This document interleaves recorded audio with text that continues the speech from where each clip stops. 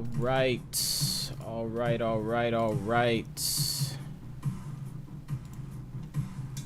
Let's go ahead and turn this off. Hello to all those of you who are here. Thanks for coming through for day 2 of me watching my old stuff and this new game development journey. I'm gonna post something real quick to the old Instagram story, and then we're gonna go ahead and get started. Some real interesting stuff happening today, especially on the game development side after yesterday. So I think it's gonna be pretty exciting. Live at, and then make that big. Man, social media is hard. Streamly, no, youtube.com/extremely volatile. Done.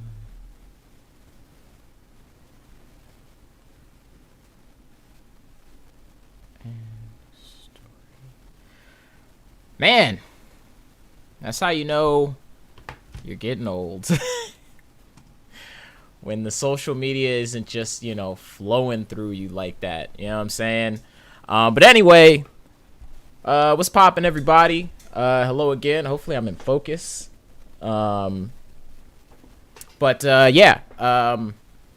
If you were here yesterday, thank you for being here once again.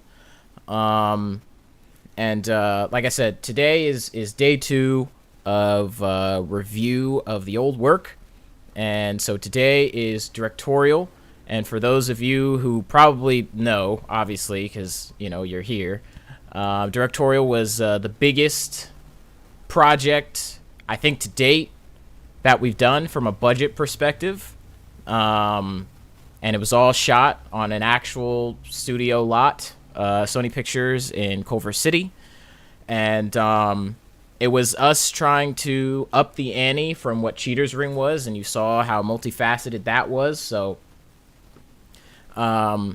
it's definitely an interesting movie, and not only that, but it's just weird, man. It's a weird movie, and there are a lot of things that work really well, and a lot of things that don't work as well as Cheater's Ring, which is really weird. But there are clearly some things that do work better.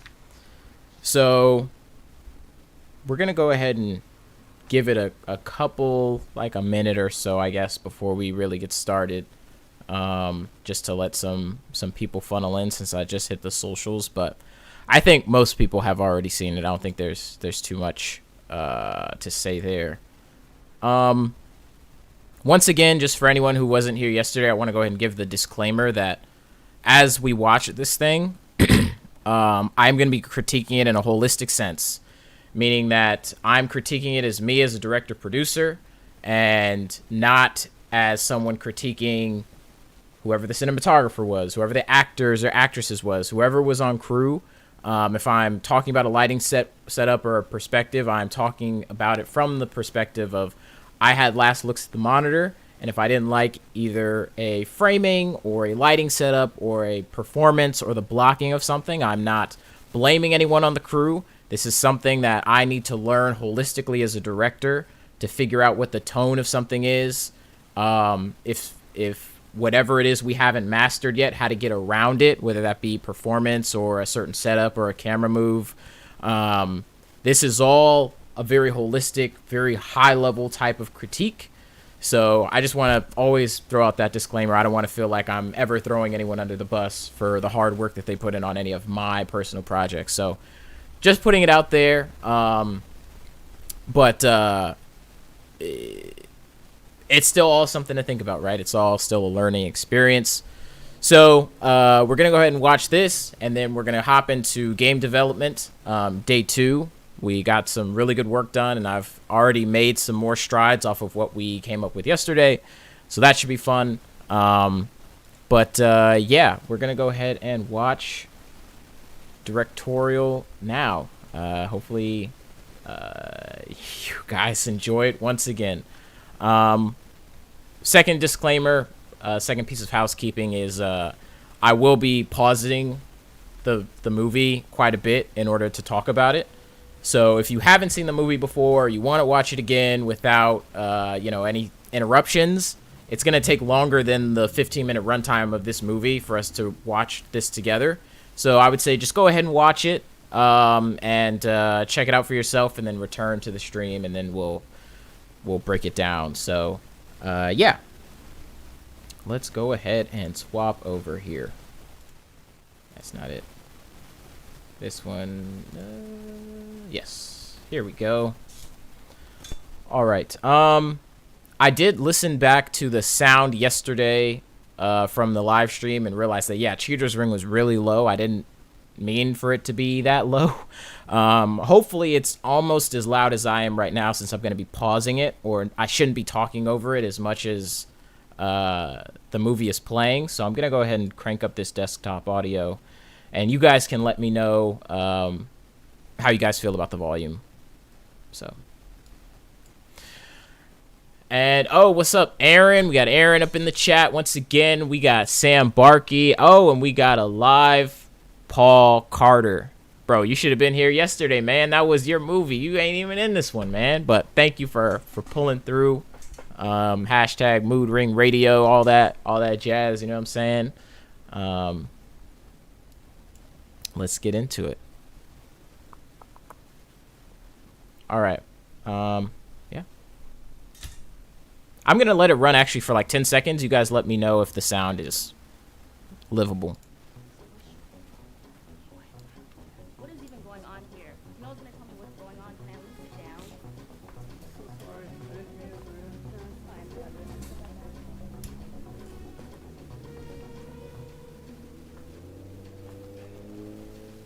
Tyler, it's been 20 minutes. The levels look okay. So we're going to go back and talk about this opening montage because it's my first beef. What is even going on here?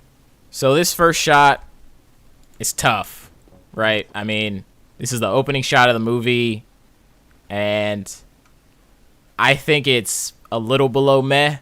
Could be a bit louder. Okay. We'll crank that up. Crank this all the way up then. Put me a little lower. And it kind of goes with the rest of this montage. The goal is to set up the busyness and the grandeur of the set. And I just feel like some of the shot choices here don't really reflect that. They're a little boring. This one's fine.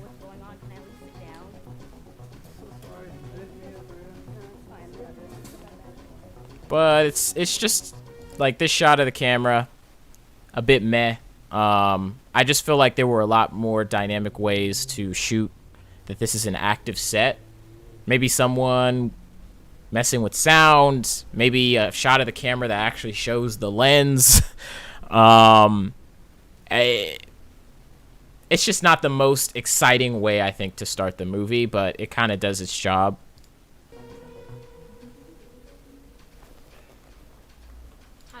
First shot of the main character,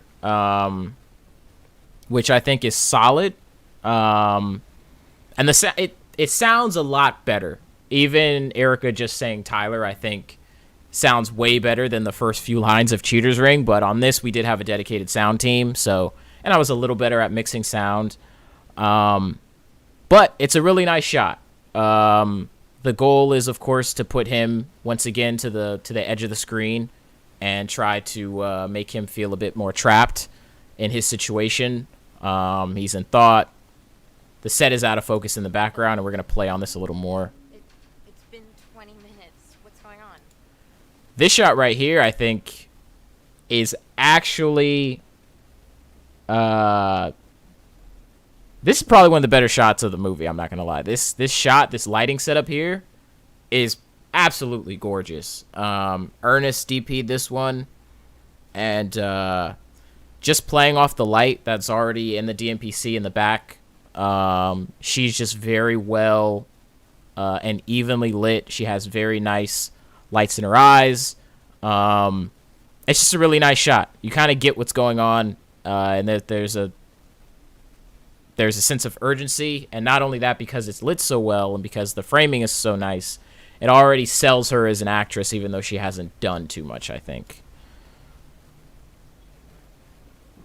Are we ready? Tell me that we're ready. John already has the scene lit. Not yet.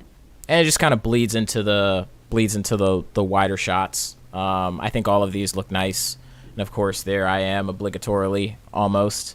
I'm not supposed to be there. My character was written in very last minute. My character should have been Zeno, but like I said, I was added later on in the writing process, so after rewrites had already happened. But it's a nice shot. Tyler, what do you need to finish directing this movie? I still don't know. So this shot here, like I said, we're gonna play on this more, What do you need to finish directing? but of him kind of in thought here. The goal is to put him in the bottom left of the frame and make it feel like the out of focus set is like a thought bubble. Like it's something that he's thinking about, but it's still out of focus. It almost sells. There are more extras than you can see here, so obviously my biggest critique is that there probably could have been more bodies, I think, lined up around the right of the screen. It already looked better when I was standing there, when Jacob's like walking across with equipment or something to make it feel busy. But I think I was just distracted and didn't think about the blocking in the background. I still don't know. But we're running out of time, and this isn't your money. And if we don't finish this week, Jean, your DP, sound is already just loads better. Loads better. You can actually hear what they're saying. At least for a gig in New York. All right, man. Come on. Come on.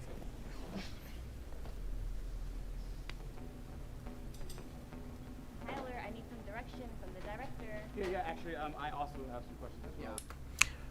I think with this shot, this tracking shot, this almost POV shot of Tyler walking through set is largely okay.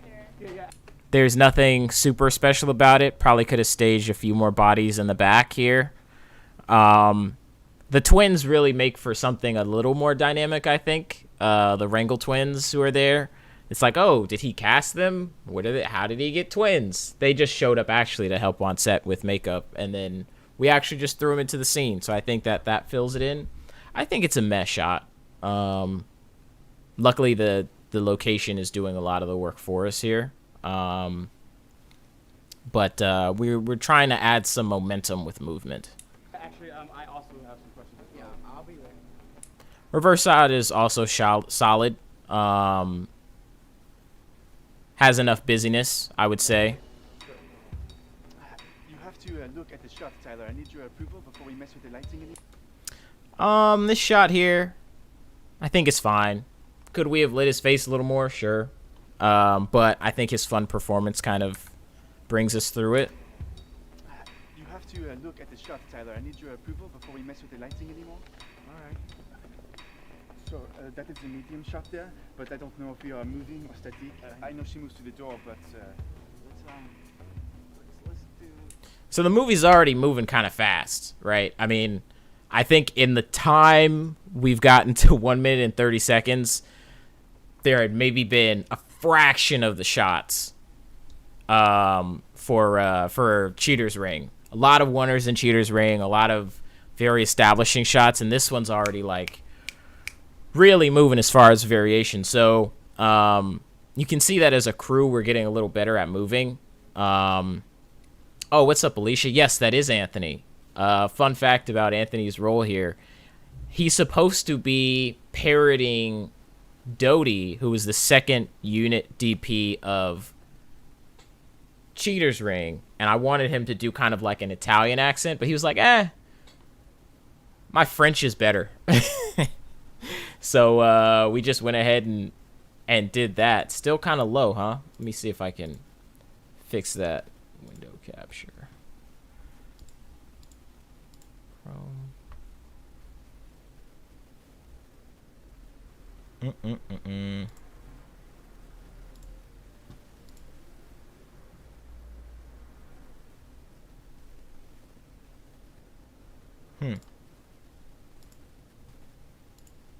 What we could do is push in, then lock off and boom up as she's going to the door. Well, that's really not. That would be awesome. But Still you kinda come low? Towards the camera right before. Yes. Right? That's really not their shot. Like, listen. Talent over. I feel like it's still a little low. The mix is better for this one. Cheater's Room was probably innately low and messed up, but this one should sound a little better. What I may go ahead and do is turn myself down. So if need be, you can turn up your own system. And hopefully our volume levels will match now with that mix. Yes, sir. So, like I said, we're trying to build momentum here. I think Anthony's performance is fun. And because we're not going to develop him much as a character, as you'll see, it kind of makes him memorable, even though you've only seen him once. And this is just a simple, we're just panning with him. He's a little soft, but, yes, hopefully that works, Aaron.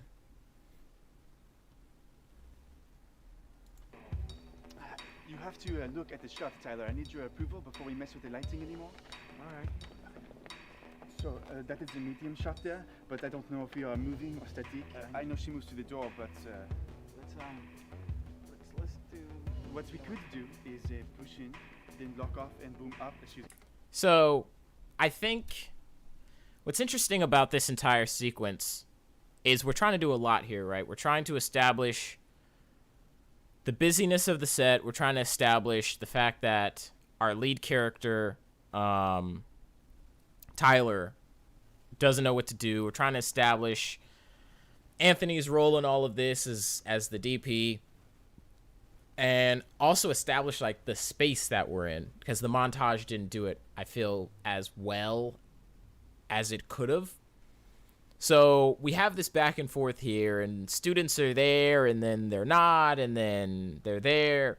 There's not a ton of context for what kind of movie this even is. But I do think that because of the pace of it, and because it does look very nice, it's easy to get into as far as like, okay, they're making a movie. This, like, something's happening here. Like, clearly whoever's shooting this, like, spent some money or got a location, or like, you know what I mean? I think the location does a lot of the work for us here, even though there's some very fundamental things going on. But for now, so far, outside of a few soft, focusy bits, I think it's being executed on pretty well. Is going to the door. Well, that's really not. That would be awesome. But you should come towards the camera right before. Yes. Right? That's really not their shot. Like. Would have been nice to establish who the curly-haired kid is, Harry, with like a funny like quip. I feel like, and we'll talk about this more at the end, but I do feel like Tyler could have had a few more moments with his crew that could have established some things as far as his lack of control, like who are you, or why are you talking, like, you know what I'm saying, like establish that he's a gaffer instead of just like some random guy. But I think it's still relatable, and it relatively works. Listen. Talent over here. What are their names? Talent. Towards the. I think we shot this to save time, so we're still on this same wide. I feel like we could have been wider. Like I said, establishing space is a big thing that I feel like we haven't done the best job at yet. And my biggest critique is like, how big is this soundstage, and where everyone is.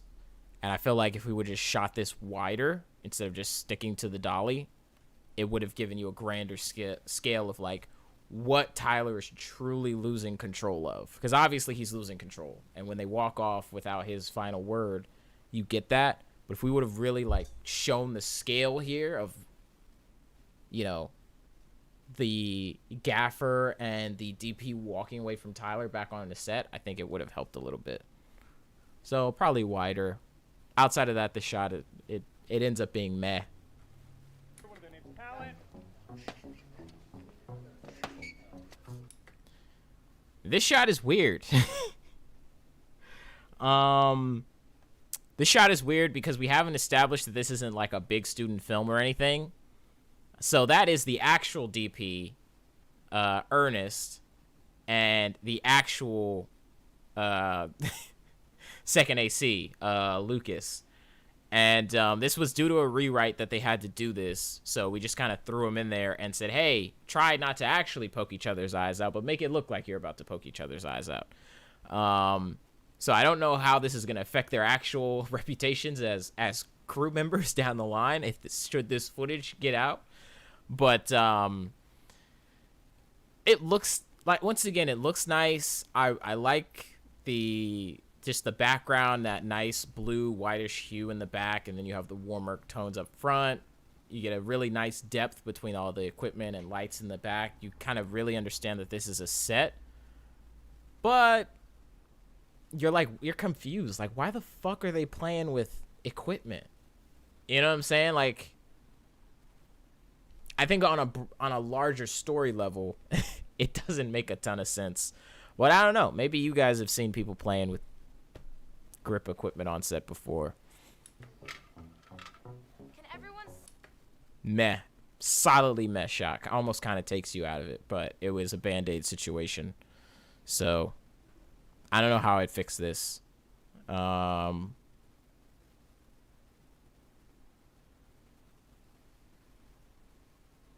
don't know how I'd fix this, to be honest. Like, we have to establish that Tyler sees it, but it's not the most prolific looking shot, I think. Settle down, please. That's a nice shot. Have any monitor. What? Tyler.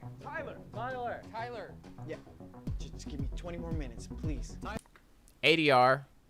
Pretty clearly ADR, but you can tell I'm getting better at it. These inserts are fine. These are probably some of the better inserts. Hey, guys, have any monitor. What? Tyler. That's a nice insert. All of these I think are really nice inserts. Just shooting very telephoto. Tyler. Yeah. Just give me 20 more minutes, please. Then things get really cringy. Tyler. Oh, shit. I'm sorry. I'm not Tyler, oh my god. tell me we're insured. So that was a fix. So the goal is, of course, to get Tyler into his head somehow. And the original way wasn't to knock him out. But it ended up being the fix that we went with. And so black screen with voices. Just ADR, grab the sound effect off of YouTube of people being shocked. Like the best one I could find. But it definitely sounds like a stadium full of people rather than a couple people on set. So, you know, I think at this point, this is going to be a theme throughout the entirety, I think, of Directorial, is there's this level of production value that is constant throughout the film, but then there are moments like this that make you realize, okay, how much should I be suspending my belief here? Like, how amateur is this actually? And I think this is definitely one of those moments where things are starting to crack as far as, like, what's really going on? Who made this?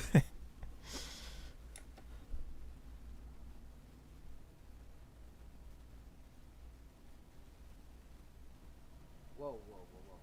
You okay? You okay? Well, that's a lie. You're far from okay. Let me grab you a drink.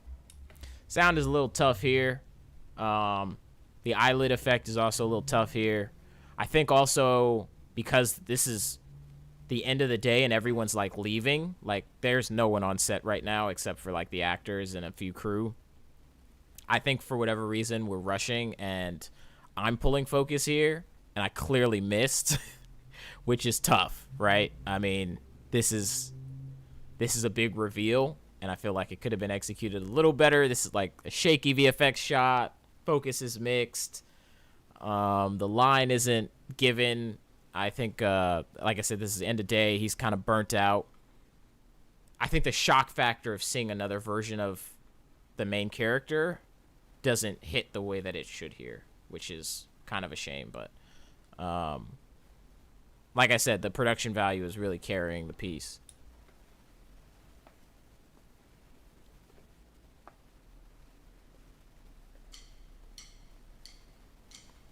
That shot is fun, and I think slows down the pace pretty well from the montage. Actually, no, I don't. That wasn't ADR. That line there. I remember we probably should have gotten some, but like you can hear the fridge running in the back and all that kind of stuff. It's just meh. But the back end of the montage, yes, there is ADR. But it's so short. You can kind of pick up on it, but it's not a super conscious thing, I think. But yeah, this shot is fun. Playing with the lights a little bit. It's just a nice looking shot, and I think slows down the pace, but I mean, not a ton is happening. He's just about to realize something.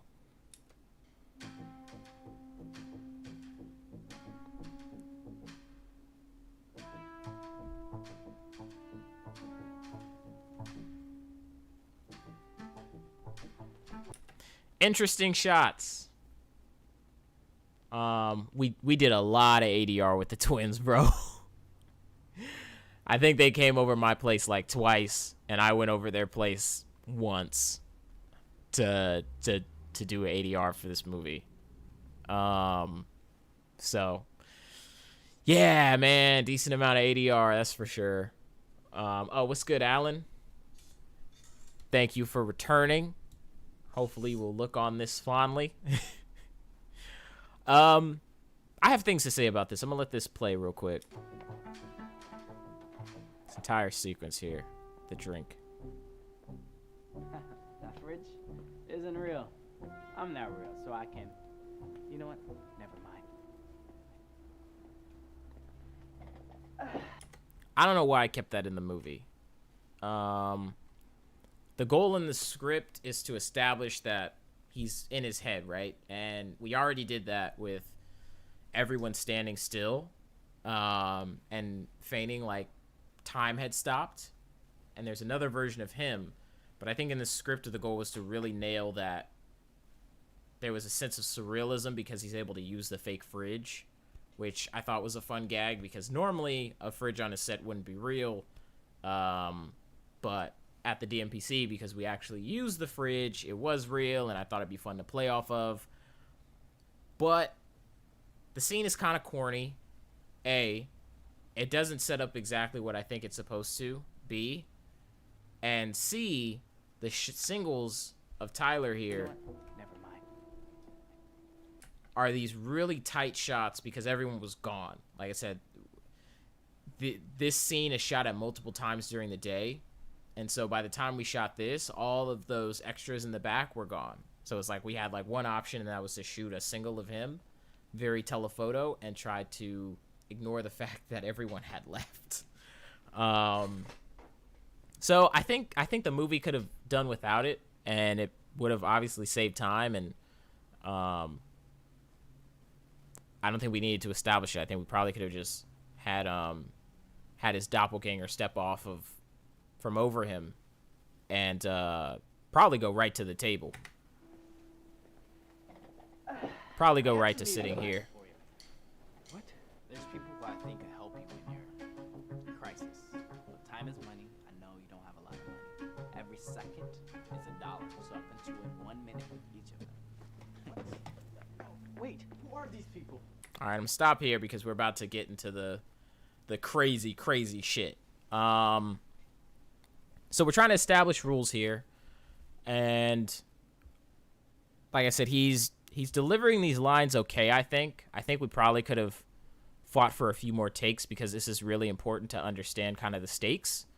And I think I think you kind of get it. You guys can let me know if like it's something that makes sense or not. To me, I feel like it doesn't get across 100%. There's probably a better way we could have done it.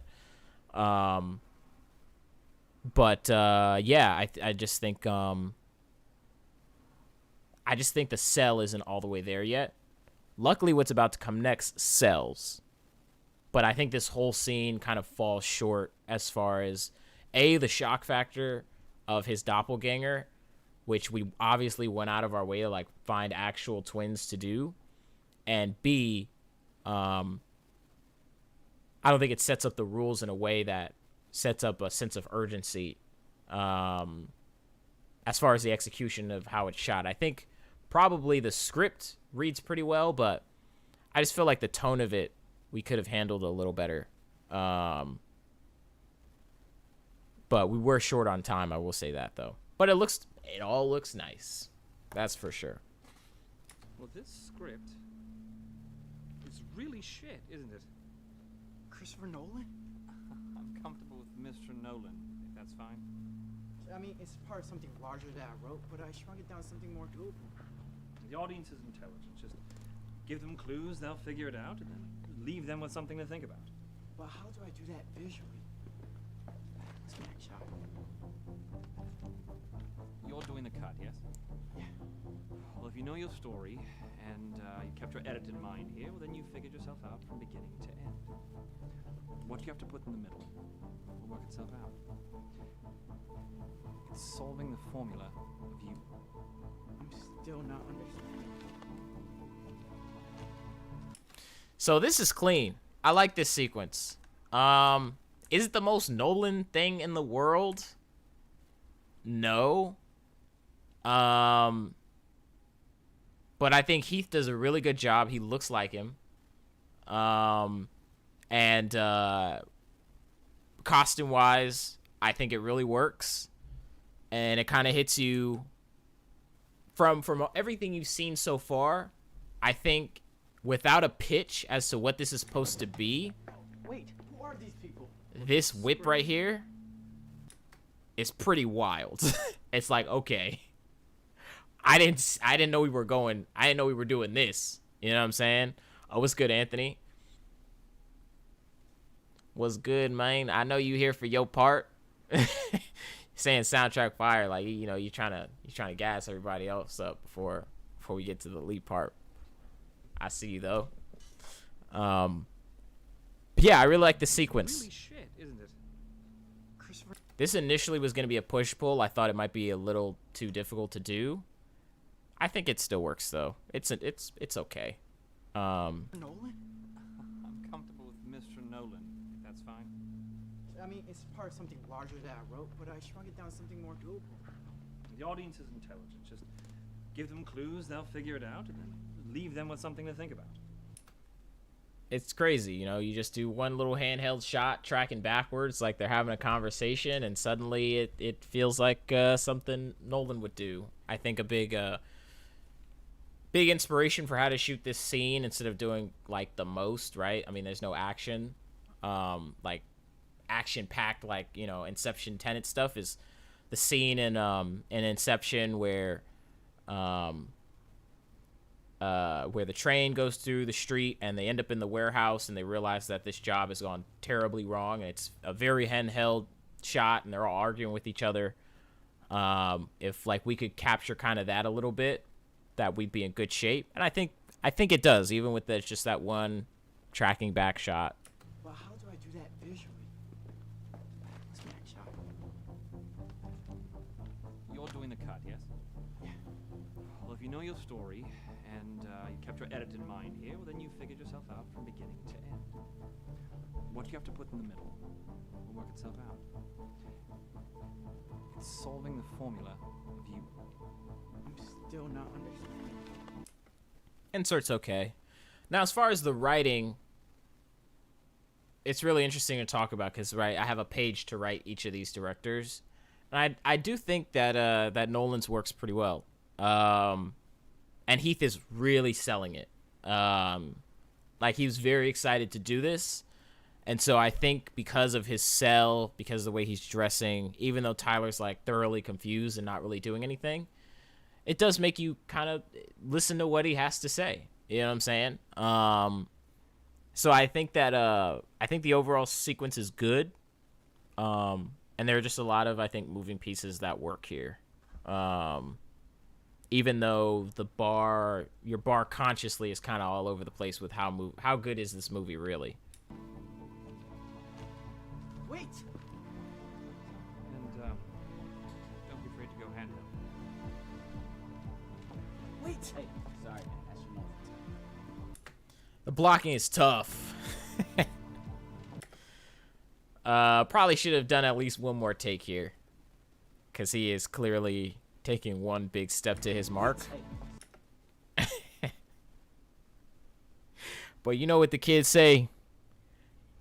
Edie's what Edie's. And I think also his brother is basically taking one big step too. He's like right off screen. Wait! He's like, hey. But, you know, the momentum is there. You know, your gears are already turning as to what is about to come next, which I think is, you know, what matters here. Sorry, man. That's your moment. You'll be in the lobby. Right now, we got another meeting. This guy, he's kind of impatient. Interesting choices here.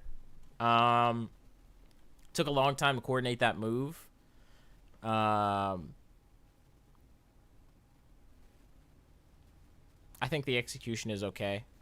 Probably could have had a better idea as to how to introduce Tarantino. Probably something a little more subtle. But I know we were trying to combine shots in order to make time, so this is kind of what we came up with. Wow. You know, your buddy said the script was bad, but... Jesus Christ! Tell me what you're doing here. Look, Mr. Tarantino, it's a short film about a guy who's been tricked into committing a crime. So really low audio here. I don't even know if you can hear that he's saying Mr. Tarantino. I believe this is ADR too.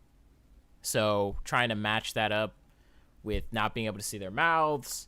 Trying to build in a sense of urgency here.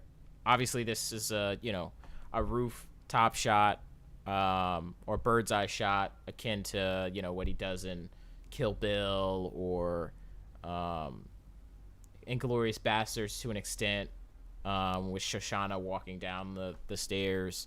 But really, the Hateful Eight, when Samuel Jackson is crossing the haberdashery, we have almost passing through the racks the camera, similar to that. Josiah is totally selling as well. Another actor super excited in order to play this role. Dude had a crazy audition too. Such a fun audition tape. Yeah, kind of like how you tricked these guys into making this movie. Bria blinked. God bless her. I mean, yeah, kind of. Boom! There it is. Right there. Listen, Mr. Tarantino, I just need my next shot. Can you tell me my next shot? Your movie is you, okay? All right? You know, you put bits of you in the movie, okay? And, you know, if you don't know how to put you in the movie, then your movie's got no style, okay? And, if your movie's got no style, then, well, you can bet your bottom dollar that ain't a film worth making.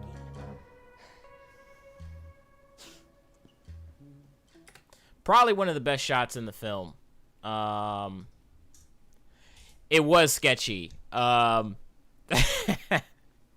It was extremely sketchy. That's me taking the F-55 apart, shoving it in a backpack, climbing the stairs to the rafters, putting it together, putting it back up together up there.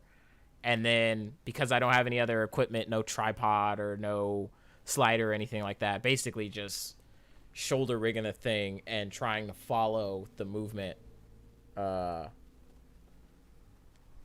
He was so sweaty, bro. He wouldn't calm down, dog. Like, he was so hyped. He was hyping himself up so much for the scene that by the time we got there, my man's was worn out. You know what I'm saying? And then when we turned on the camera, he went in again, you know, like it was his second wind almost.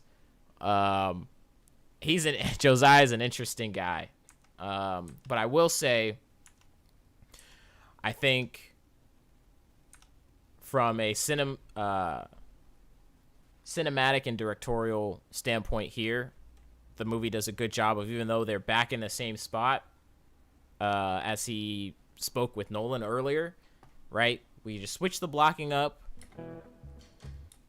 We turn these into wider, more powerful MCUs, I think. I mean, yeah, kind of. Boom! There it is. Right there. Listen, Mr. Tarantino, I just need my next shot. And it feels different. It feels like a different scene. Your movie is you. And then just All right. a perfectly executed In the movie, okay?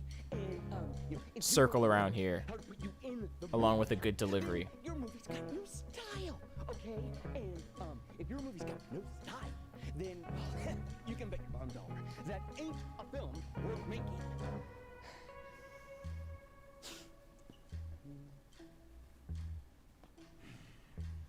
Someone's getting hoodwinked here, right? Put the camera off kilter.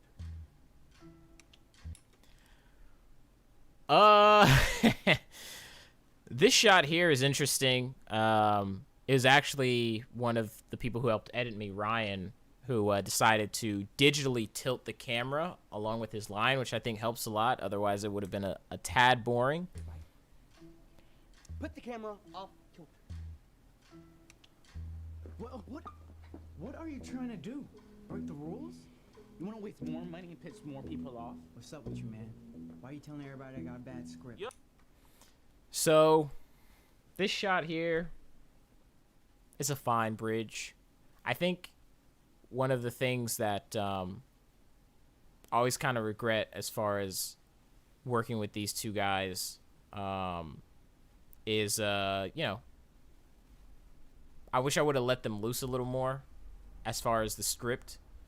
I wish, you know, I would have let their banter go on a little longer, but there was a difficulty in trying to memorize the script.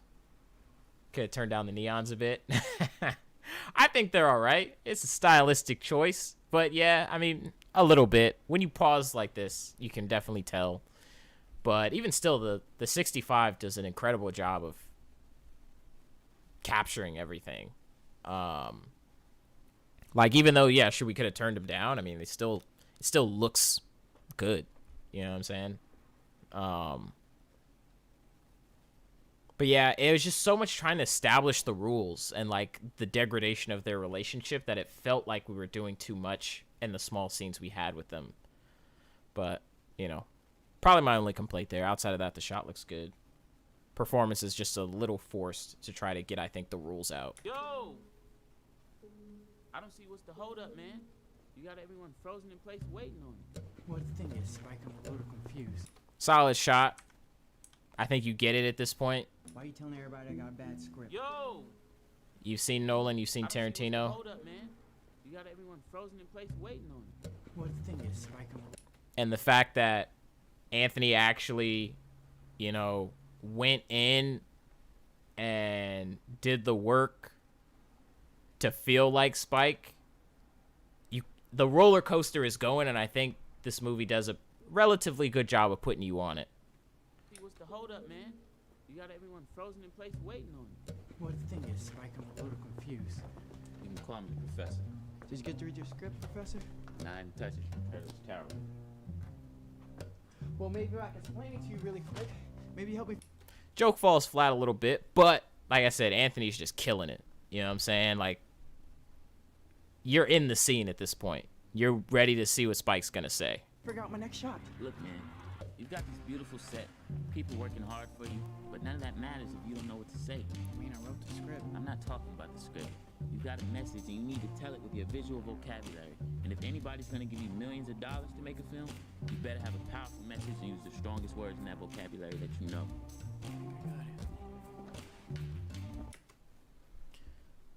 I have very few complaints about this dolly shot. Even the softness to it, I think, adds to the character of it. I think the only thing that is, yeah, I know, bro.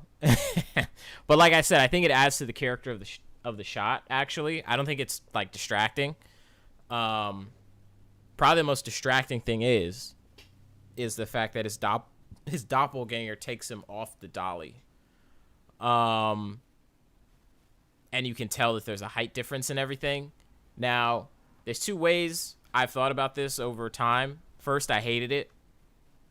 Then I was like, oh, okay, well, it makes sense in the sense that, like, we're looking at these filmmakers' shots and how they do things.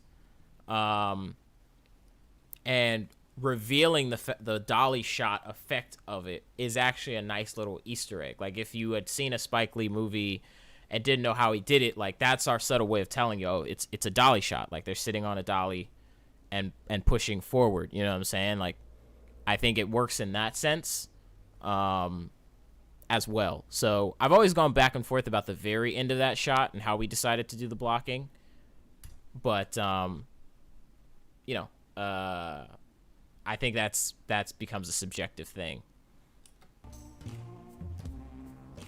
And sometimes when people don't want to hear that message, you gotta put it right in their face. Probably one of the best shots in the movie, in my opinion. The Steadicam move here. Be ready that you know.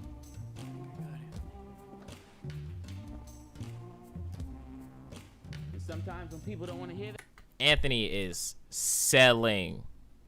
This is probably one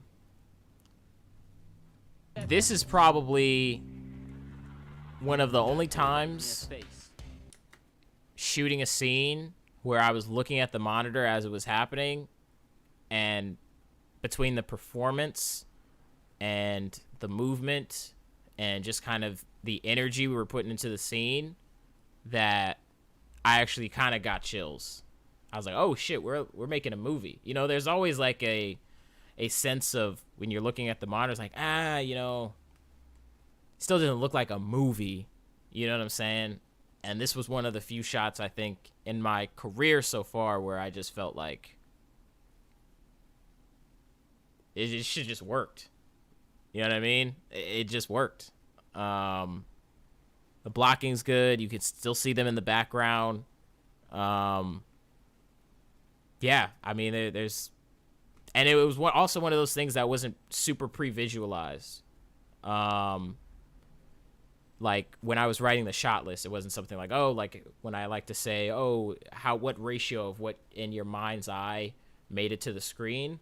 I can't say that I preemptively visualized this super hard. It was one of those things where I kind of described it to the Steadicam op and to Ernest and to Anthony, and just like, this is what we're gonna do. And then I saw it and I was surprised myself. I think it was that kind of discovery of it, that it actually worked in a way that I didn't pre-visualize, that also made it a really fun thing to shoot. So, yeah. Not going to complain about that one. I'll complain about everything else. I'm not going to complain about this one. Yeah. We did, man. We had to put you in there, too. If I would have had a few more visual effects skills, or would have gotten Ryan on earlier, I think it would have been fun to even try to get you out of the shot completely there, where you're standing. Because you can, you know, you think we're trying to fool that someone might have been frozen operating the dolly, but if we could have removed you digitally, it would have been even crazier. You know what I'm saying? But that's just, you know, here nor there. You gotta put it right in their face. No, we don't got this guy up in here. You got something to say, Spike? Probably one of the only jokes I think in the movie that works. Face. Because it's setting up the fact that You got something to say, Spike? all of your preconceived notions about these directors being in the same room are about to be explored down the line. So, yeah, not too many complaints here. The area still looks great. Simple shot. Got what we needed. You know what I'm saying? Look, I'm trying to understand what you're expecting to get out of these guys. Only 1 minute after you make them hostile. Yo, calm down. You're falling apart out there. You wanna have a breakdown in here too? Yo, keep it together for your next meeting. I don't do ulcers.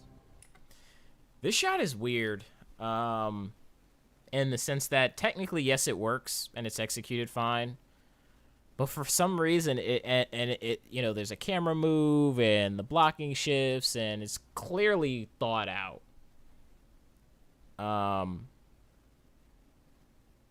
But I don't know. It just it doesn't help with the pace, I feel. So I feel like there's probably a better way I could have gone about shooting this back and forth with them. What? This guy's magically gonna appear behind me as well? No, I'm where you should be. Mr. Scorsese, did you get to read the pages? You know what? Just call me Marty. Okay, Marty. Yeah, that sounds kind of weird when you say it. Why don't we just go back to the first one? Sorry. Yeah, I read the pages.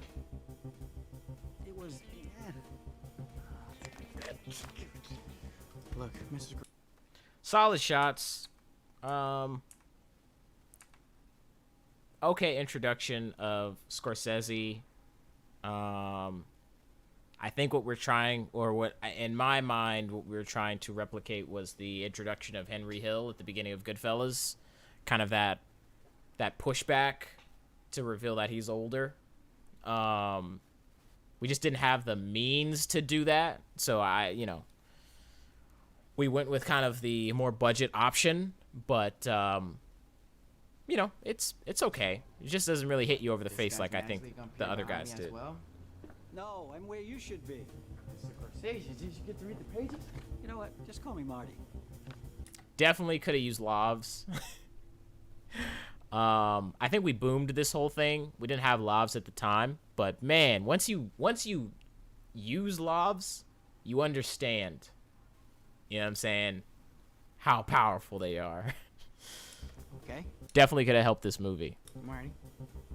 Yeah, that sounds kind of weird when you say it. Why don't we just go back to the first one? Sorry. Yeah, I read the pages. It was...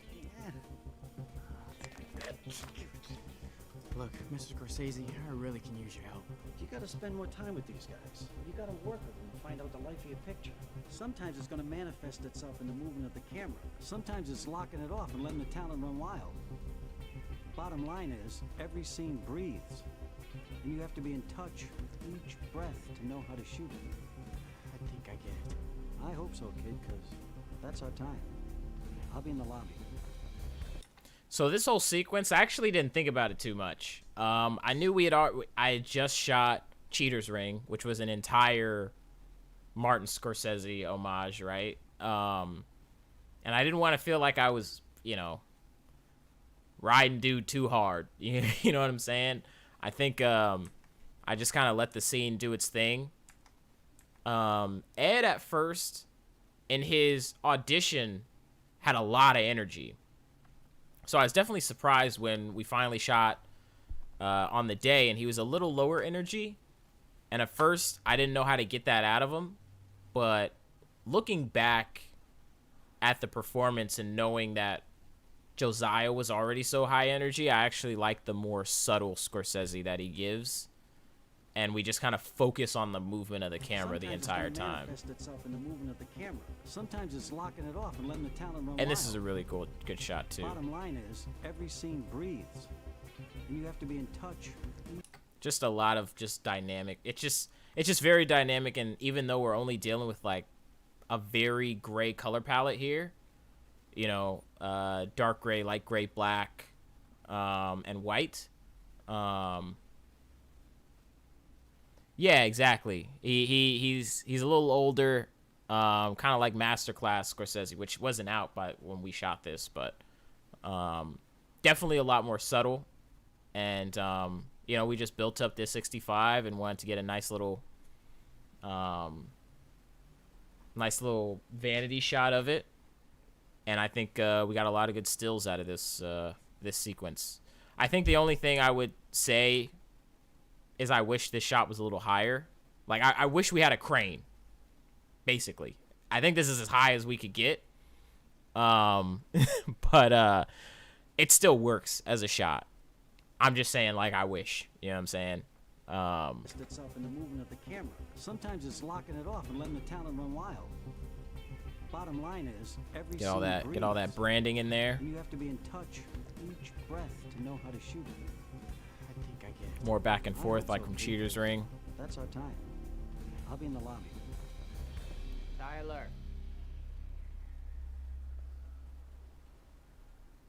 Tyler. Big shift in the color palette here, which I always liked.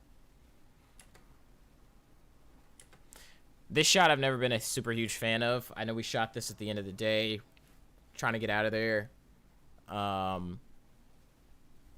But yeah, I wish two things.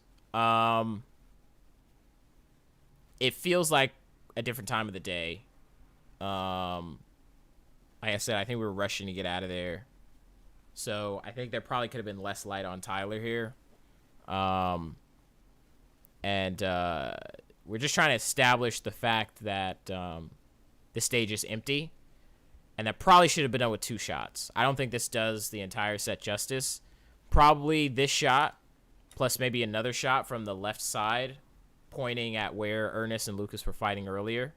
Very wide to show like the breadth of the set and how it's empty.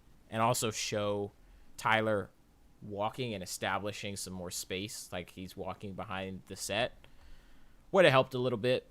Just fill it in, you know. These are just student film, young filmmaker things that I think we all kind of figure out in hindsight. Is that kind of what coverage really elevates a scene, rather than like just trying to get out, which we literally were here.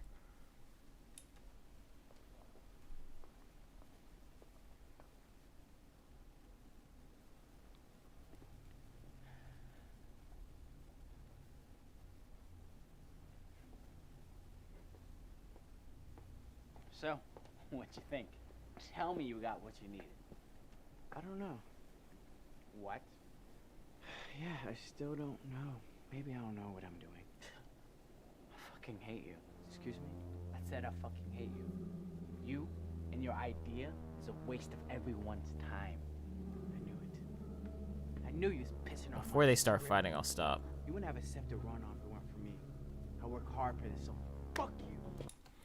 Okay, so this scene is interesting. I think it looks really nice. The shift in color palette from this, you know, warm gold palette to the back of the set, which like is a very daunting cold blue, is really nice. We made a happy we had a happy accident here, and for the 8 people watching this, you'll know, but I'll never admit to it again. But when I show this to my homie Kellen, aka False Wipe Gaming, he he reminded me that actually here we're over the same shoulder for both of them, and you know, which is a quote unquote film rule that we broke, that I didn't realize, or you know, nobody realized we were doing another end of the day scene. But I would say that it works very well. And Kellen told me this because they are reflecting each other. So even though they're on like the same side of the screen for the reverses, it's like a very meaningful, I think, breaking of that line, that 180 line, that works on a metaphorical sense. Did we do it on purpose? No. Will I ever admit that after this? Absolutely not. What? Yeah, I still don't know. Maybe I don't know what I'm doing. I fucking hate you. Excuse me? I said I fucking hate you. You and your idea is a waste of everyone's time. I knew it. I knew you was pissing on my script. You wouldn't have a scepter run on if it weren't for me. I work hard for this, so Fuck you. You wanna talk about what I'll be without you? You really wanna do this? So I guess my question is, Quentin, where did you get the idea to make the same film?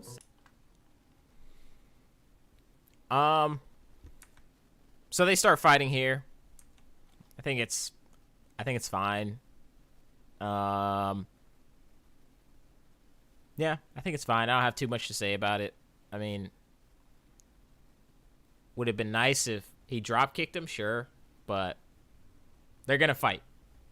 It's a solid establishment. I think it's a little heady of a fight as far as like, why are they fighting? This is clearly like something that I wrote about my own brain, so it makes sense to me. But this shift in tone, I don't know how clear it is to maybe someone who's just like putting on a movie. You know what I mean?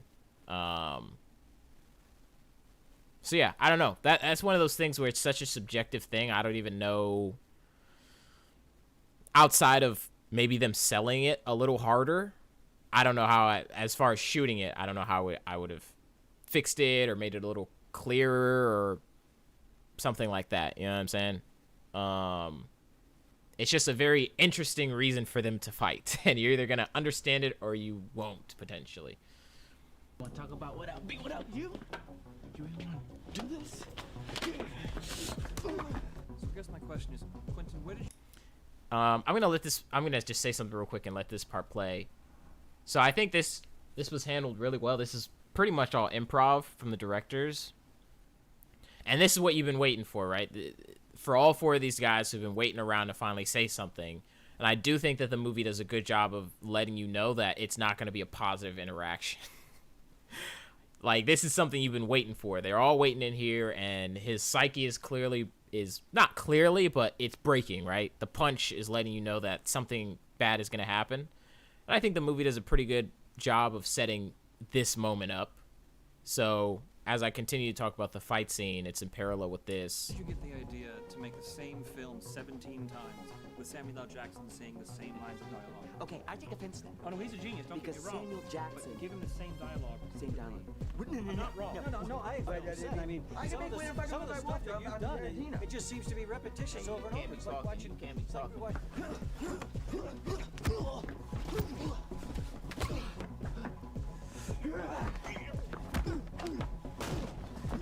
You guys in the same boat. And the next film you're going to make is about... I kind of like not insinuating that have anything to do with the mafia. No, I'm not saying that at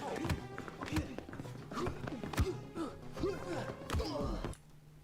So definitely, this is the first fight scene I've ever had to coordinate and shoot. So the actual fight was choreographed by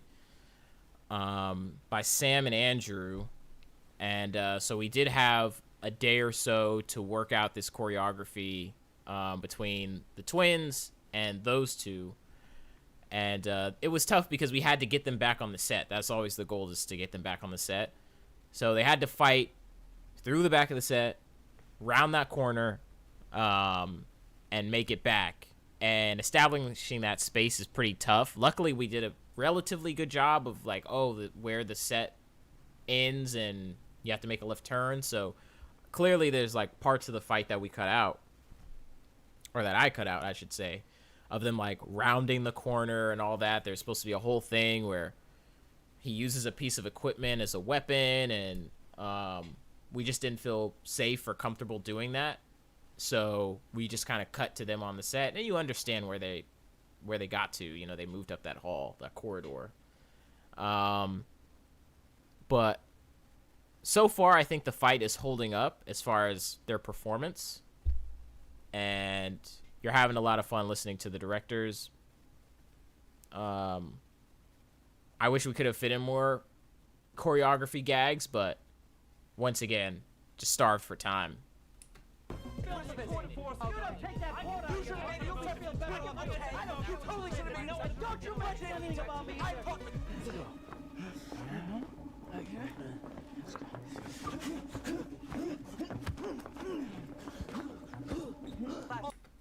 Probably the biggest place where the fight breaks. I showed this to Ryan Connolly of Film Riot, and his critique overall of the fight scene, which I relatively agree with, is that it does feel a bit choreographed. Like the actors have memorized something to do ahead of time, rather than like this is the natural progression of the fight, right? Someone's winning, someone's losing. Because they're losing, they try to find an advantage state, whether that be a weapon or running away or something brazen. This is just kind of them swinging at each other's heads. Oh, you don't like my glasses? Yeah, what don't you like about my glasses, huh? What's your problem with my glasses? Yeah, I got something to say to you. Don't you... Really fun stuff here. Spike fights Scorsese. Nolan fights Tarantino. I know. His rimless ass glasses. Yeah. With the studs in the sides. Yes, sir. Okay. So, this is where things get really weird. This shot, or this entire movie was supposed to be all shot on the soundstage. One location for the whole thing. We only had 5 days to shoot this before the DMPC, the soundstage where this was shot, was packing up and leaving to another location. So the goal was to shoot the whole thing here. There was supposed to be an entire scene after he gets thrown through these curtains. So that's a screening room in there, with a huge projector screen and seats and everything. And there was supposed to be a really big mental blowout for him, as far as like he ran out of time. The credits were gonna roll on him and his career, and there was a really dark hanging scene of where his doppelganger actually hangs him from the rafters. That was supposed to play off of a joke that we cut earlier when he was going to joke about hanging himself from the rafters, and you see that he does it to himself mentally. Pretty much nothing in that screening room worked. It was going to be a lot of VFX work. There was a dummy involved that just didn't look realistic.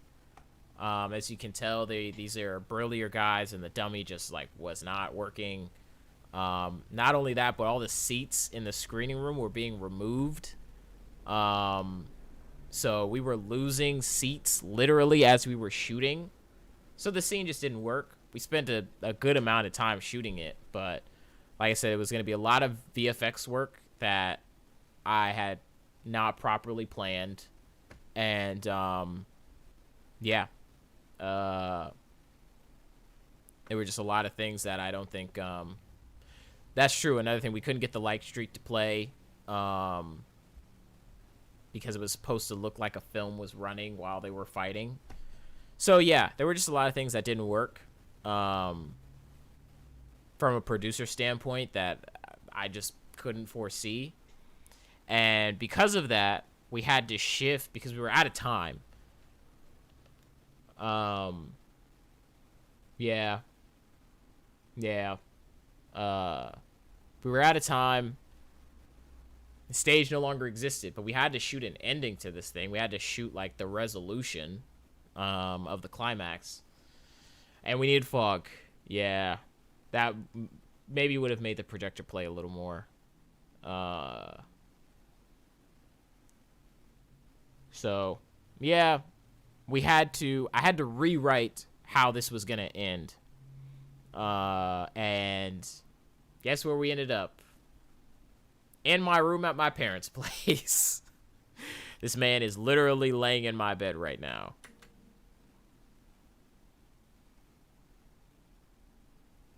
Oh my god, Tyler. How are you feeling? Suddenly we return. This is the roughest part. I wouldn't even say this is the roughest part of the movie, but this is a pretty rough. From a writing standpoint, this is probably the roughest part of the movie. And this is why you hire writers on set. Because things like this happen and you need rewrites. And this was my version of a rewrite. Big mid-production rewrite. What happened? got knocked out on set. You're back at your parents' place. It was a huge scene on the lot. You got taken to the emergency room. And I don't know how it happened, but somehow word got out that this young director got knocked out on his set and isn't waking up. But you're never gonna believe who came to visit you. They came in one at a time. Bad prop. I hate that fucking pink mirror, man. It's just the only mirror that was at my place at the time. I didn't realize that we were so short on mirrors there. But all this is so far fine. But it's a miracle they were all visiting the same lot on the same day. I wish you could have talked to them.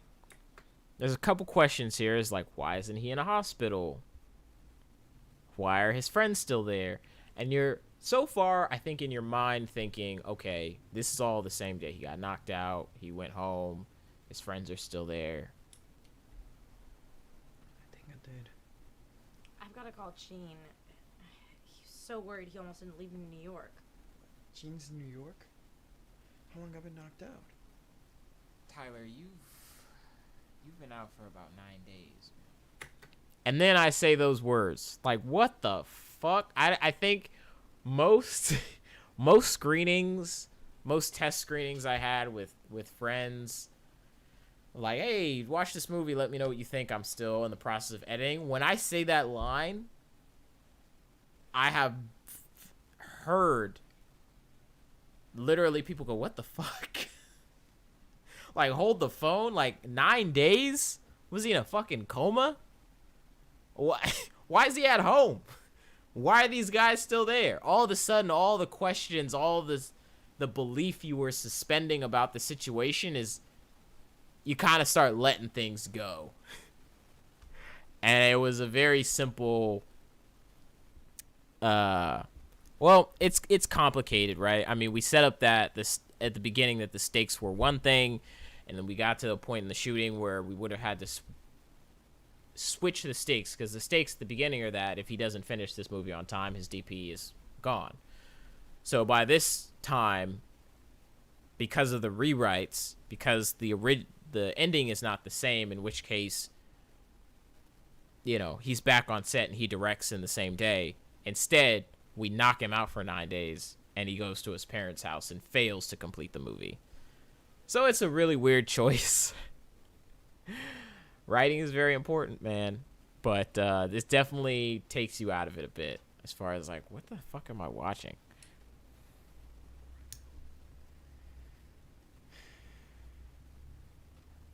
Guys, the movie. Tyler, there's always going to be another movie to make.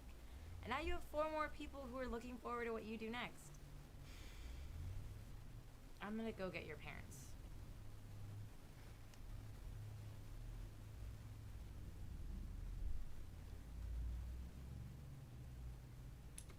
So yeah, a bit of an awkward scene, but like I said, necessary to get us to where we need to go. It's clearly a rewrite. You know what I mean? It's like clearly kind of shoehorned in, but if you've watched 11 minutes of this, I think you're already on board. Yo, what's going on? Yo, come on, seriously? Chris, come on. Chris, really, come on. Hey, how did I get outside the gate? Guys, really? Where are you guys going? Marty, Chris, T. Yo!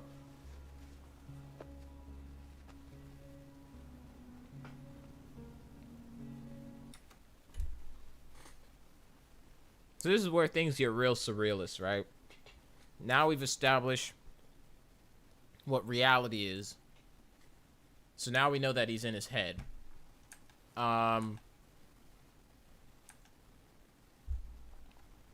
It all looks really nice. We stole all this stuff at Sony Pictures.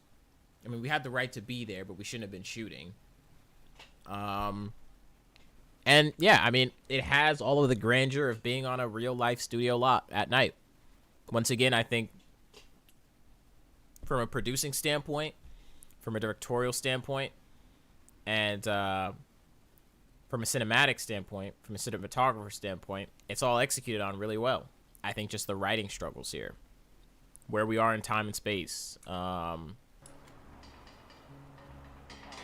did I get outside the gate? Guys, really? Where are you guys going? Marty, Chris, T.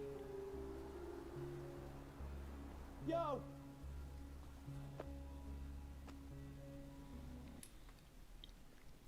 This is probably one of the weaker directorial decisions I made, which is the passing of time by looking at this lock. Well, I mean, that wasn't how we thought about it on the day, but in the edit, I had to figure out a way to pass time.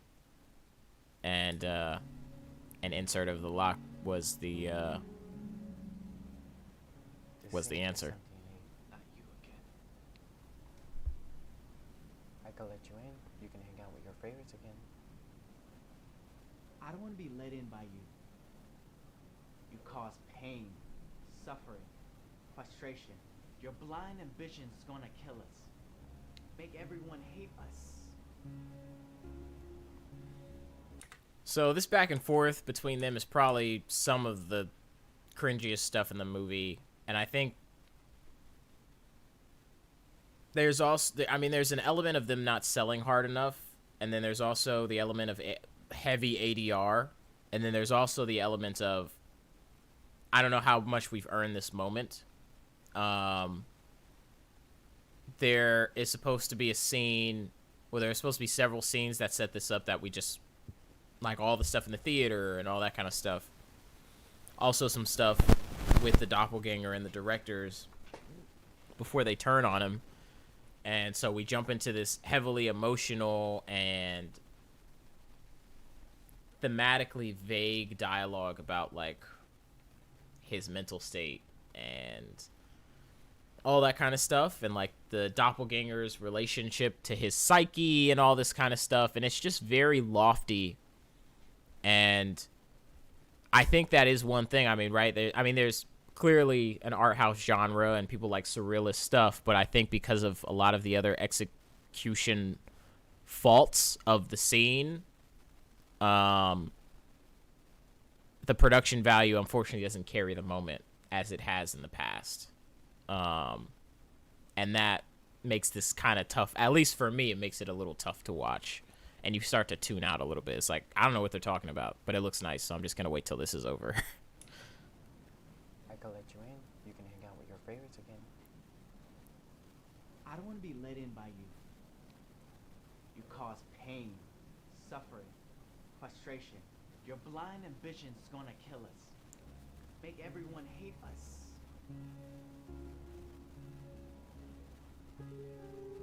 But he's the passion. It doesn't matter if we don't like him or if he dies doing this. I know I don't like him. As long as he keeps pushing this whole thing called filmmaking forward, he will always have the key to this place. But I can't lose myself in the process. Look, I know I sacrifice a lot just doing this. But can we just work together on this? Like we used to? Like when we first started? Yeah. Tough. ADR is tough, man. ADR is tough. No 2, 3, 4 ways about it.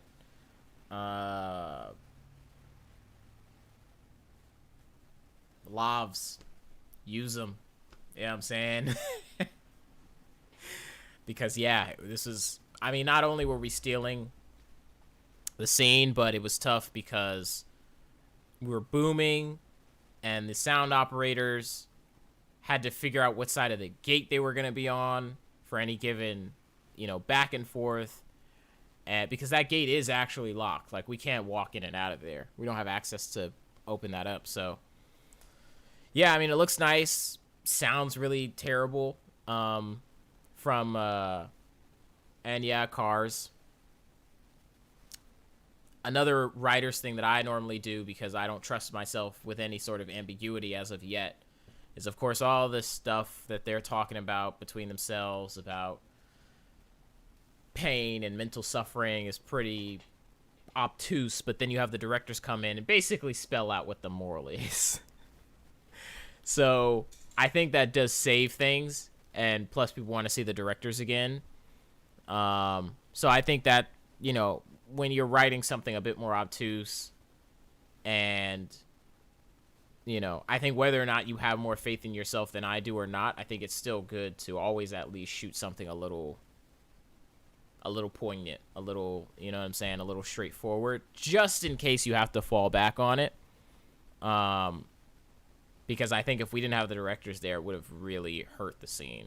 Can we just work together on this? Like we used to? Like when we first started? Yeah.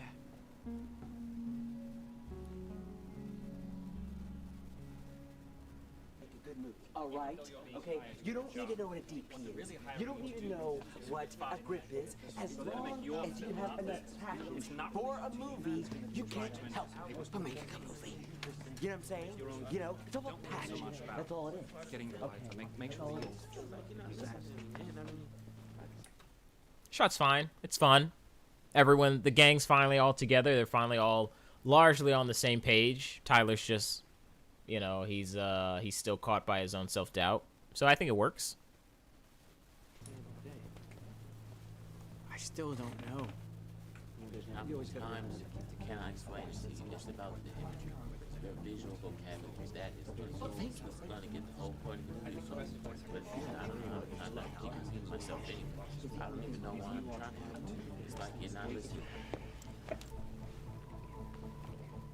Holy shit! Right? That's it. Just thought of it. Don't you think we can do it? This sequence is fine. I think it largely sells the catharsis that's set it up by Tyler being held back by his own self-doubt, and it takes his doppelganger, who has been trying to enable him in the wrong way, to finally enable him in the right way and push him forward.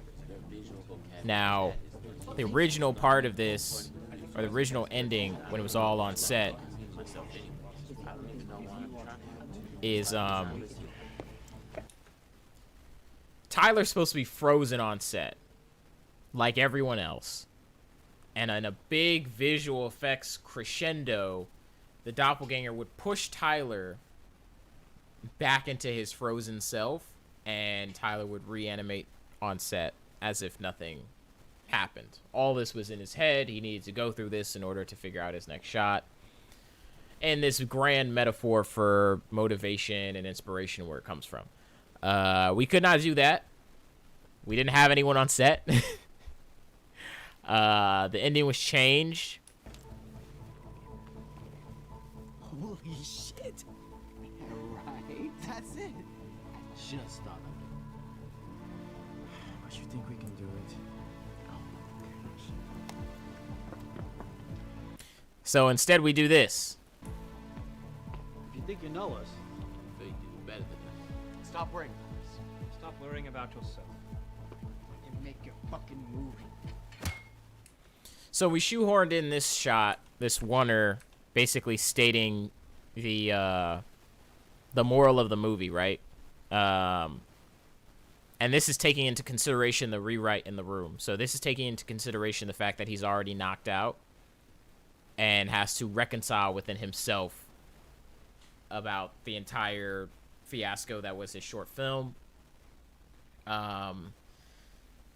So there's a obviously there's a continuity error as far as, like, he's pushed forward and then all of a sudden we're in this position, and it's because it's such a stylized shot, it works in some respects, but largely it feels kind of like an amateur cut. if you think you know us, You do better than that. Stop worrying. Stop worrying about yourself. And make your fucking movie.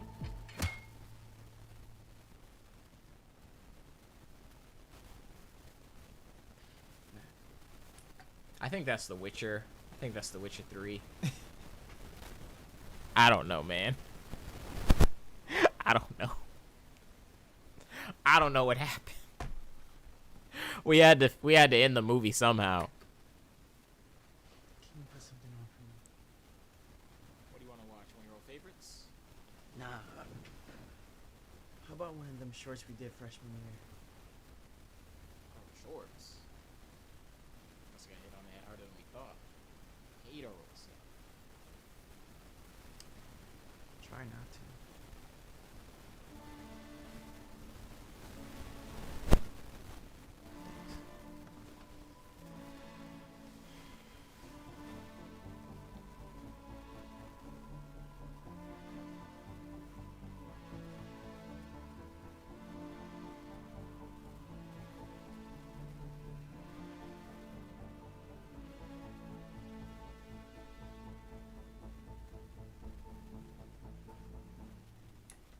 So, real quick, just to go over this entire sequence. It's definitely shoehorned in a bit, but like I said, it's the message of the movie. I wish instead of like giving him this, look, I wish I would have probably smiled at him or given some sort of acknowledgement of his new kind of found perspective as me being the writer director and kind of this being a nod to the message, if that makes sense, instead of like take it or leave it. You know what I'm saying? But you know, it is what it is. Just this entire, the context of this scene is strange, right? Everything in the room, I think, contextually is kind of strange. Him being bedridden after 9 days, yada yada. But I do think because of the journey that the movie is taking you through, if you've made it this far in, you're willing to accept the message for what it is. Try not to. Rather than like how much sense this all makes. Thanks.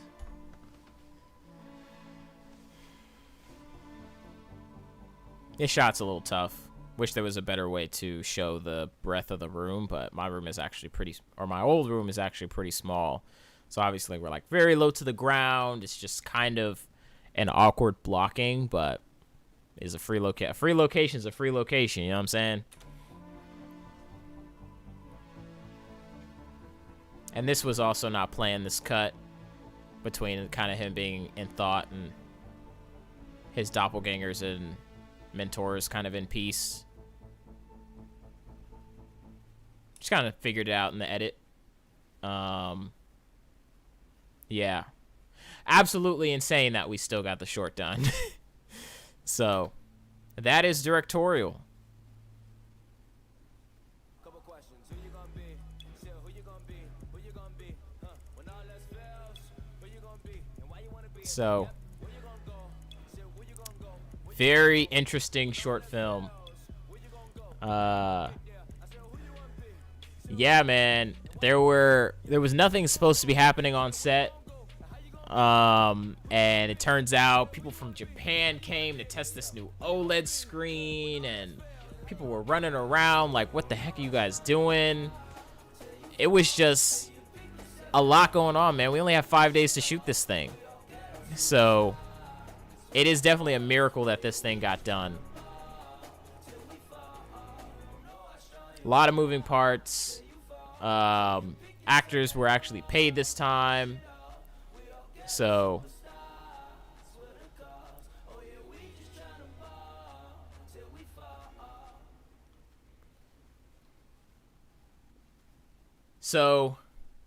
this is where we come to the point where, does a bigger budget mean you're going to make a better movie? Because obviously we watched Cheater's Ring, and Cheater's Ring is a lot of fun. And Cheater's Ring only costs maybe $2,000 to make. And that's from a limited amount of equipment rentals and like feeding everyone over the course of 7 months, right? Yeah, you can see Keith in shots. You can absolutely see Keith working in shots. Like people are moving out of the way for most of the time, but we can't tell people to stop doing their work. But yeah, so Cheater's Ring is a really fun movie. It's a micro-budget movie. Technically, this is a micro-budget movie, but this movie had about 10 grand invested into it. And a lot of that goes to the actors, right? We had to find, because of the insaneness of the script calling for people like Christopher Nolan and Spike Lee, we had to find actors who not only could play them but looked like them. So the only way we were going to get people decent enough was to pay them. So the actors took a lot of the budget. This time it wasn't pizza every day, right? We ordered catering from several different restaurants throughout this short. A larger, more consistent crew. And yeah, it was a lot. But is it better than Cheater's Ring? That is a big question. Now, Cheater's Ring is ambitious, but it ain't this ambitious. And in my opinion, I don't know. I go back and forth about it all the time because I think Cheater's Ring, like yesterday, I could stop every shot and tell you why we did it. There was a motivation for almost every shot that we made. There were fewer shots, yes. I think Cheater's Ring has maybe half or less than half of the shots of what we just watched of Directorial. But they all meant something, and even though they weren't all executed very well because of either our skill level or the equipment that we had, they all make sense. Now, Directorial, on the other hand, is grand in scale. It's telling this much deeper message of, like, creativity and where it comes from and wrestling with yourself.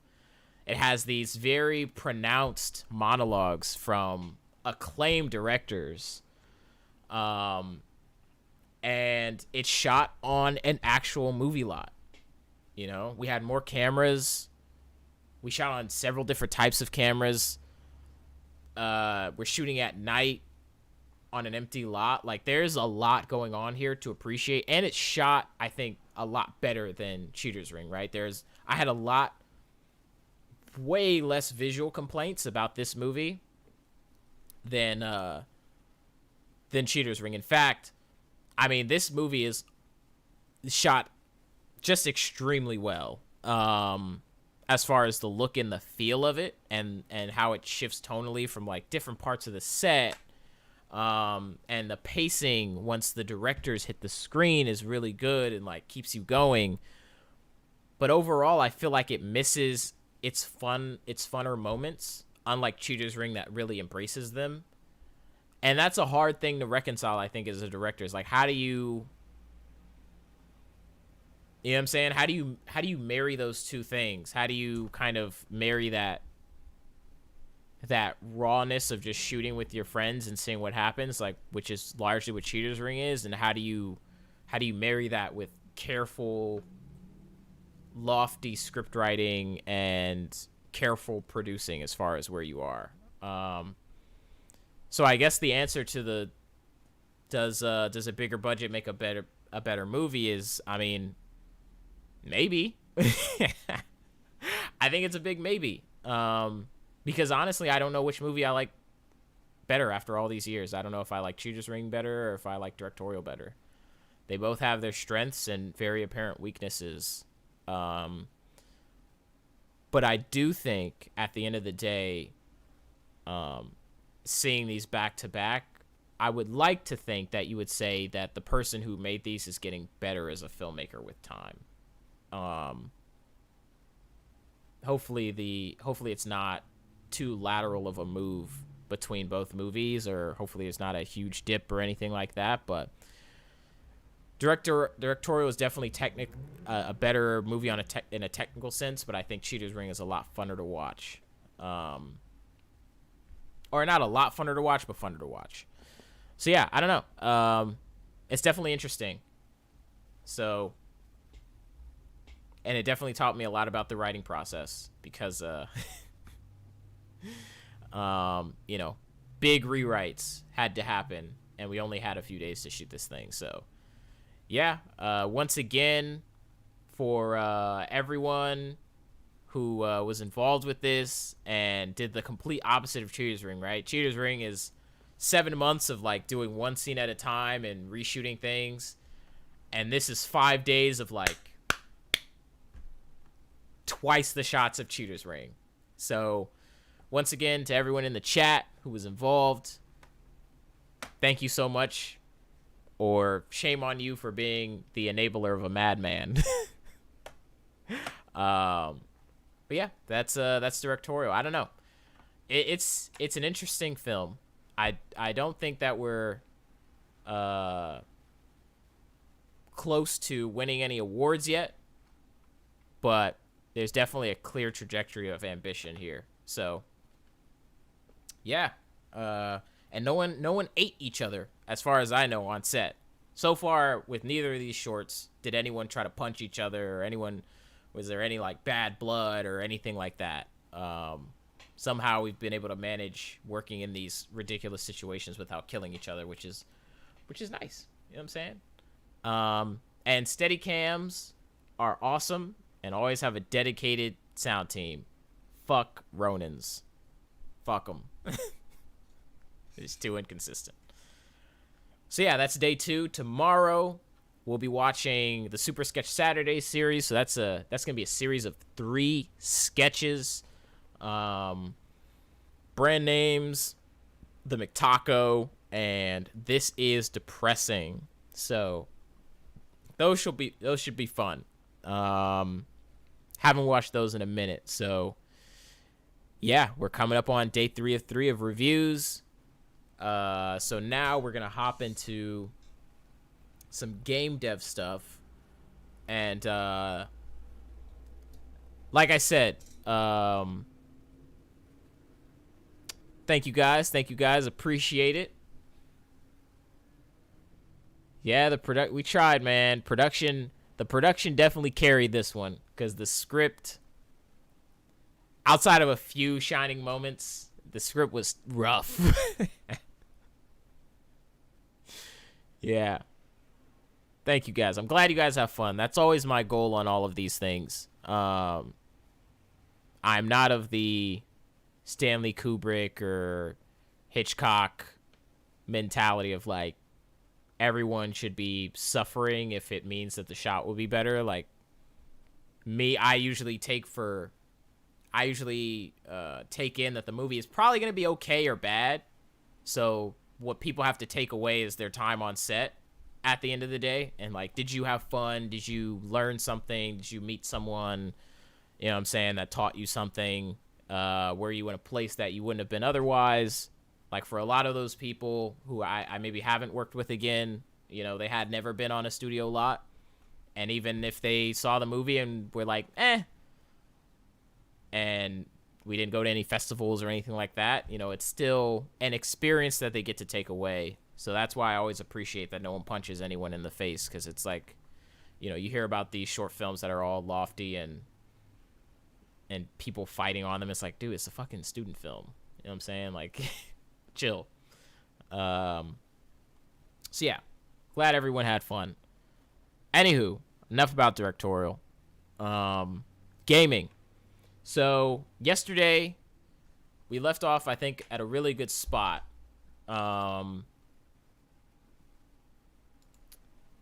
We went through a bunch of games and talked about mechanics and how we wanted to design the game and what we would need to learn.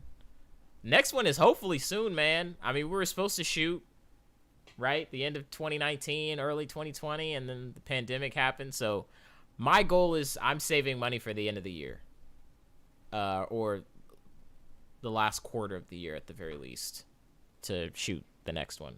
So unless you're talking about the next review, because the next review will be tomorrow at the same time. But yeah, as far as the game, there's been a big shift here because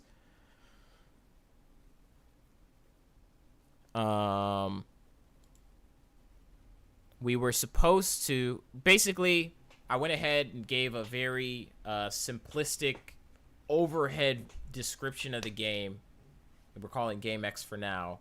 A 2D side-scrolling beat-em-up with a simple yet powerful feeling combat system and an emphasis on character aesthetic variety, right? So the combat system won't greatly vary between characters.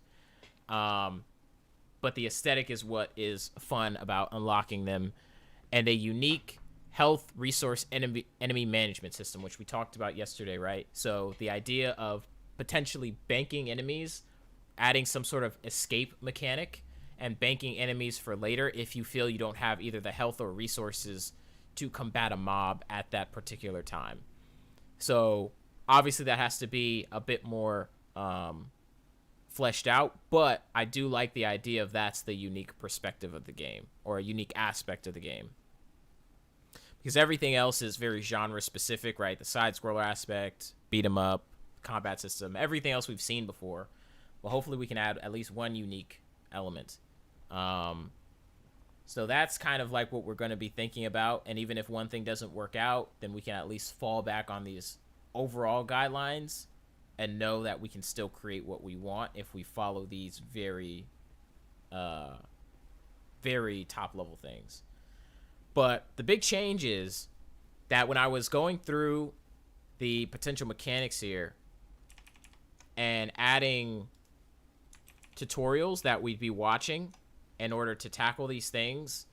So for each thing, right, there's a tutorial, and we'll watch it and learn how to do that thing, and eventually, hopefully, we'll check all these boxes and then start adding our own original art to make our game. But as I was researching more and more on Game Maker Studio, what I realized is the community just isn't as sprawling as I thought it was initially. There are a handful of good tutorials, but compared to something like Unreal, which I've also gotten into, and Unity, which I explored years ago, I mean, there's just a dwindling amount of, I think, tutorials for what we need. So, like, wide character variation, that's going to be, like, design and implementing these characters and where do they sit when they're not on screen and all that kind of stuff. Where does that information go in the game? And for example, the health math, health bars versus fractional health, right? Like Beautiful Joe's fractional health. We watched Beautiful Joe yesterday. Or something like Link, right? Legend of Zelda, fractional health. You lose a whole heart if you get hit, or half a heart. Or health bar, which is a different type of math, right? A draining health bar means you have floating numbers, which is, you know, a fractional health is an integer via a float with a health bar. So trying to find tutorials for each one of these things in some sort of depth, especially focusing on drag and drop rather than coding, because we're not going to be doing a lot of coding, if any at all. I'm going to try to use a more visual language of code for all of this stuff, was actually really difficult. And even the stuff that I did find was kind of old. I'm talking like a year or two ago, some stuff even 5 years ago. Like, people just aren't making as many tutorials on Game Maker Studio, and some of the people, like, you know, they're just kind of weird. I just wouldn't want to listen to hours of tutorials by them. So I put together this list after work, and I started to realize, okay, I don't know if I'm going to be able to get the depth and complexity of tutorials in order to really explore everything I'm going to need to for Game Maker Studio 2. I like the program. I like the way it feels. I like the way it operates, but I don't know if we're going to be able to go straight tutorial based if we don't, A, have a very active community with tutorials still coming out, or someone I can reach out to if I do need help. And B, just like I said, there's already just not a breadth of content. So the big change here is that I think we are going to be shifting away from Game Maker Studio 2 and developing this in Unity instead. And I think there's a lot of good arguments for this. I did have an argument as to why I didn't want to use Unity for this project. And that was that I just felt I'm going to learn Unreal eventually after this first stage, because Unreal is a very advanced program. And it just felt like Unity felt so close to it that it was just like, I might as well just learn Unreal. If I'm going to learn Unity, I might as well learn Unreal. But after doing some research, I have found that the flexibility that Unity has in order to make more than just the 3D genre does differentiate it enough from Unreal to make it valuable learning. And not only that, there's just so much more Unity content out there. I mean, everyone's making Unity videos. Unity has tons of videos. Yo-Yo Games didn't have as many tutorials as Unity itself. Yo-Yo Games are the creators of Game Maker Studio. And everyone's making a Unity tutorial, right? So there's just a larger breadth of content, more support as far as the Unity community if you need help. And B, another thing that I was concerned about Unity is visual scripting. I didn't know that if Unity had any sort of visual scripting. And it turns out that it does. It has a method of visual scripting called Bolt, which is very similar to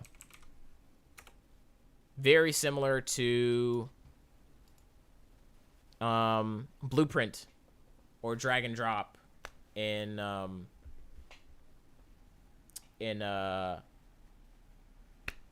Game Maker Studio. So I think Unity is going to be the move to build this 2D game.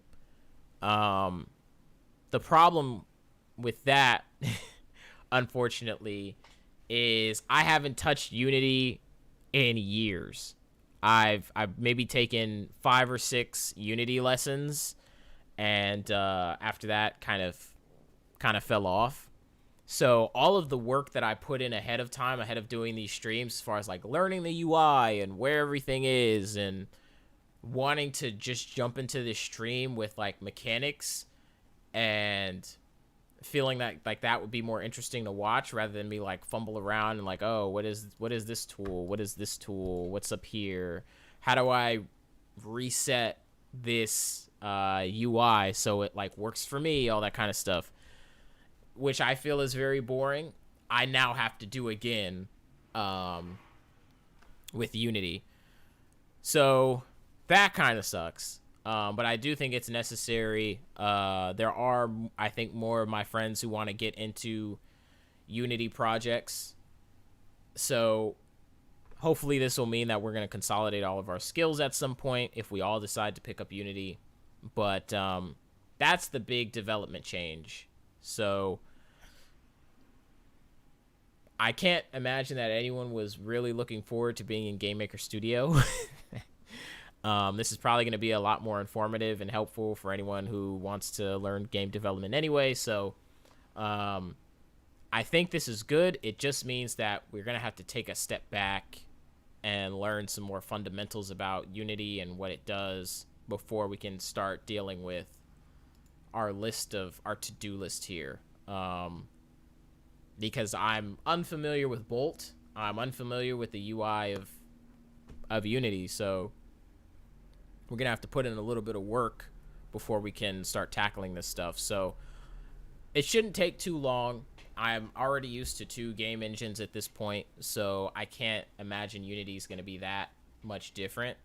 But it is still going to be, I got to use another part of my brain. So yeah. So I'm trying to decide what exactly I should do here. I kind of don't want to start watching like very beginner like tutorials on stream. I'd rather that be like one of these things, like specific movement things or specific things about collision or health bars. That's just a lot more interesting to watch. Like even I'm gonna be bored watching like the welcome to Unity tutorials. You know what I'm saying? It's just like me probably watching them at like 1.5 speed just to figure out where everything is so I can start to do this. So yeah, that being said, I think I'm probably going to call the stream here tonight and start watching those things now and probably a little bit tomorrow so we can jump into some of these things. And I also have to relook up these tutorials from on the Unity side, make sure that there's Bolt tutorials for everything, visual scripting for everything. So yeah, bit of a setback, but also a big change in how this is going to go. And I think it's going to be a lot more entertaining for people and a lot more informative for everyone else who's also looking at potentially using Unity one day. So yeah, I'm glad that I figured this out before we really started making stuff, because that would be like driving a car, like a chunky car, you know what I'm saying? Like a SUV at a blistering speed, and then deciding to change engines is like opening that car door and jumping into another one. So yeah, glad I figured this out now. Tomorrow we're gonna hop into Unity, and I'm gonna have these links updated for that. And yeah, we're gonna build this game, man. But just thinking about the game more, I'm already very excited about it. So either way, I think this is gonna be a fun process. But yeah, guys, we're going to Unity. Thank you guys for joining Directorial, the Directorial review. I enjoyed rewatching it, and definitely have more mixed feelings about it than I did Cheater's Ring, which is interesting. So we'll see what we have to say about Super Sketch Saturdays, ending a little earlier today. But yeah, thank you guys for joining. Tomorrow at 8:30, once again, we'll be here doing the thing. You know what I'm saying? And yeah, you guys have a good night. You know what I'm saying? Stay chilling, stay warm, and hopefully LA gets some more rain. All right, y'all. Thanks for joining once again, and I'll talk to y'all later. Peace.